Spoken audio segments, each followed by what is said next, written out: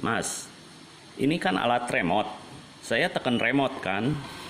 Itu alatnya mesti jalan sampai batunya habis. Baru dia itu masuk ke docking. Tapi sekarang dia itu berhenti. Jadi saya harus neken lagi remote-nya. Remote-nya saya tekan baru jalan. Masa ada alat begitu harus saya pegangin remote-nya terus?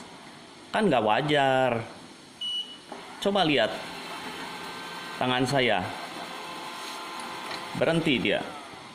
Nah, sekarang saya tekan. Dia baru jalan. Ya kan nggak bener kan alatnya.